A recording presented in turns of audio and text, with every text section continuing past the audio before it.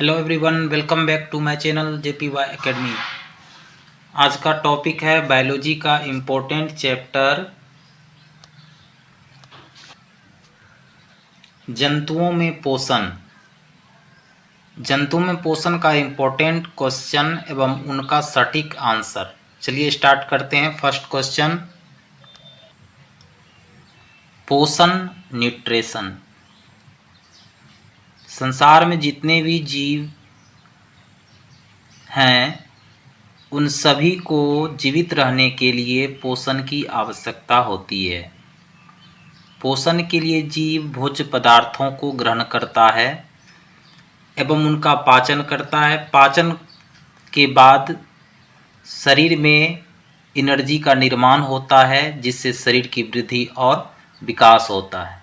तो इस प्रकार हम कह सकते हैं जीवों द्वारा ग्रहण किए गए भोज्य पदार्थों का पाचन कर उससे ऊर्जा का अवशोषण करता है जिनका उपयोग शरीर की वृद्धि और विकास में होता है, अर्थात पोषण कहलाता है। बॉडी में पोषण के बाद वृद्धि एवं विकास होता है जिससे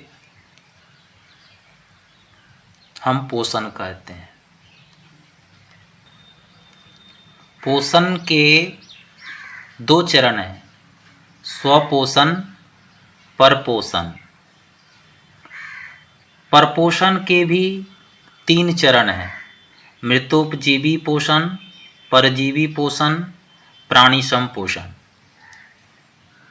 अब स्वपोषी पोषण एवं विषमपोषी पोषण में अंतर। यह केवल हरे पौधों में होता है। स्वपोषी पोषण हरे पौधों में संभव है। विषमपोषी पोषण सभी जीव जंतुओं में होता है।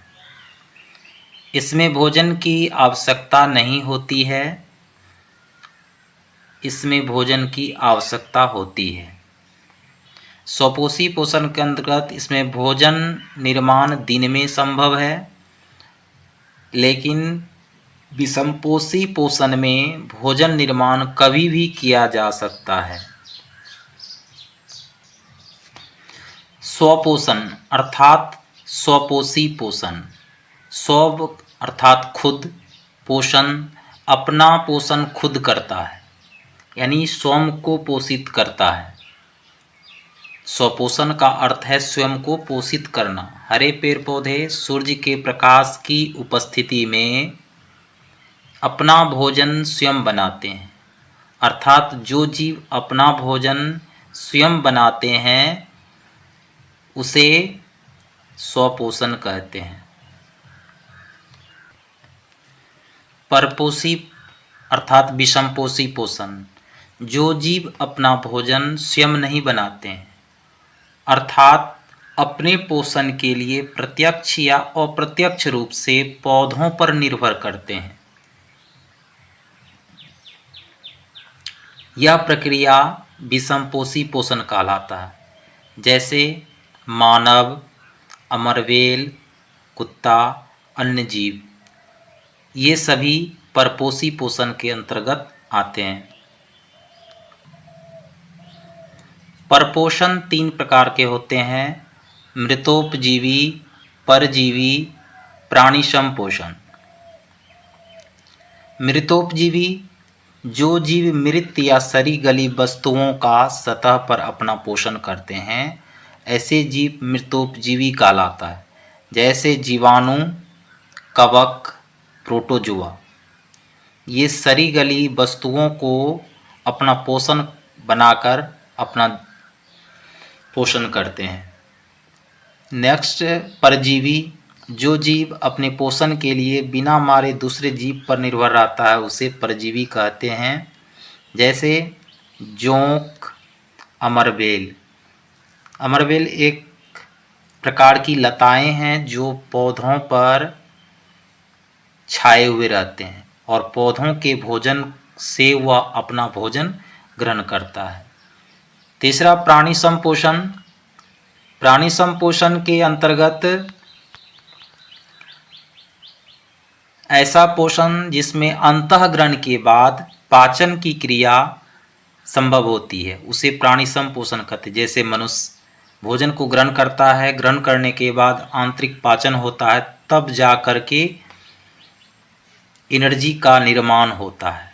इसी प्रकार अमीबा, इन सभी में प्राणी संपोषण पाया जाता है।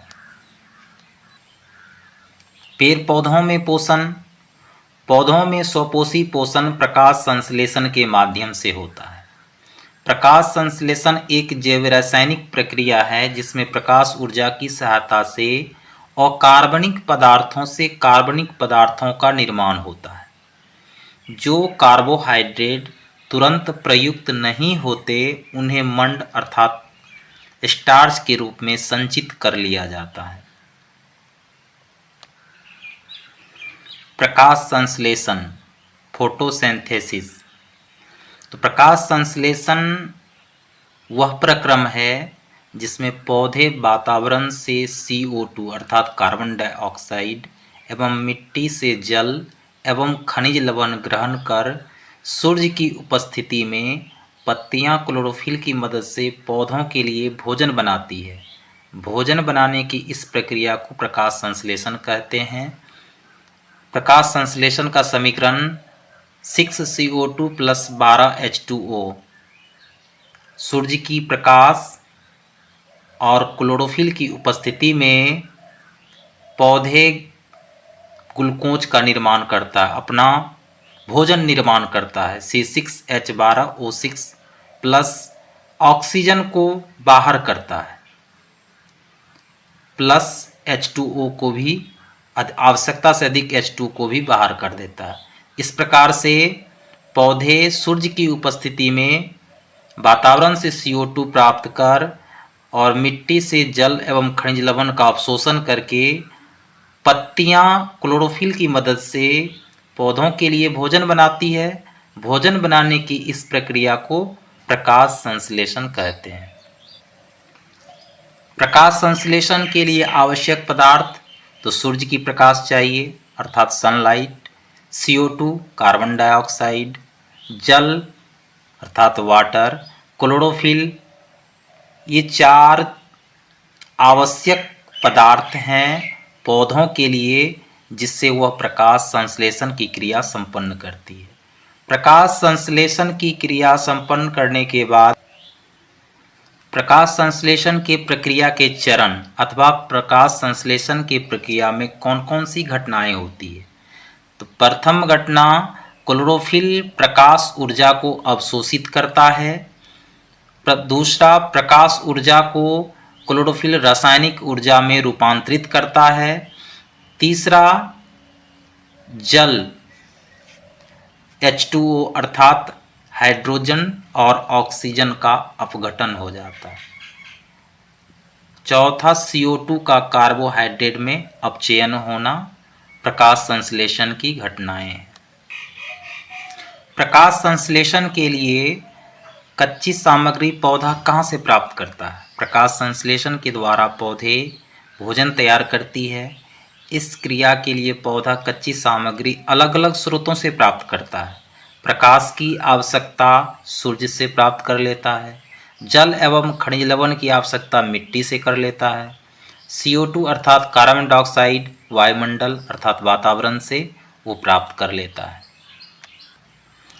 पौधों में प्रकाश संश्लेषण के क्या महत्व है। तो प्रकाश संश्लेषण पौधों के जीवन के लिए बहुत ही आवश्यक है। सभी जीव अपने भोजन एवं ऊर्जा के लिए पौधों पर आश्रित होते हैं। प्रकाश संश्लेषण की क्रिया में O2 मुक्त होती है जो जीवन का आधार है।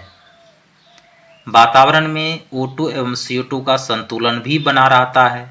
पेड़ पौधे CO2 ग्रहण करते हैं प्रकाश संश्लेषण की क्रियाओं में और बदले में O2 बाहर करते हैं। इस प्रकार वातावरण में O2 एवं CO2 का संतुलन बना रहता है। हरे पौधे उत्पादक क्यों कहलाते हैं। तो सभी हरे पौधे प्रकाश संश्लेषण के द्वारा अपना भोजन स्वयं बनाते हैं तथा दूसरे जीवों के लिए भोज्य पदार्थ का निर्माण भी करते हैं, इसलिए इन्हें उत्पादक कहते हैं। प्रकाश संश्लेषण की क्रिया में क्लोरोफिल की क्या भूमिका है? तो प्रकाश संश्लेषण की क्रिया में क्लोरोफिल के अणु प्रकाशीय ऊर्जा को अवशोषित कर उसे रासायनिक ऊर्जा में बदल देता है। दूसरा कार्य, जल के अणु हाइड्रोजन तथा हाइड्रोक्साइड आयन में विघटित कर देते हैं, जिससे स्टार्च का निर्माण होता है, अर्थात C6H12O6 का निर्माण होता है, जिससे पौधे अपना भोजन प्राप्त कर लेते हैं। आज के वीडियो में बस इतना ही। मैं उम्मीद करता हूँ आपको अच्छे से अच्छे नोट्स प्रोवाइड किया हूँ। वीडियो पसंद आए तो लाइक सब्सक्राइब ज़रूर करें। आपका सपोर्ट चाहिए ताकि आगे से आगे और अच्छे से अच्छे सटीक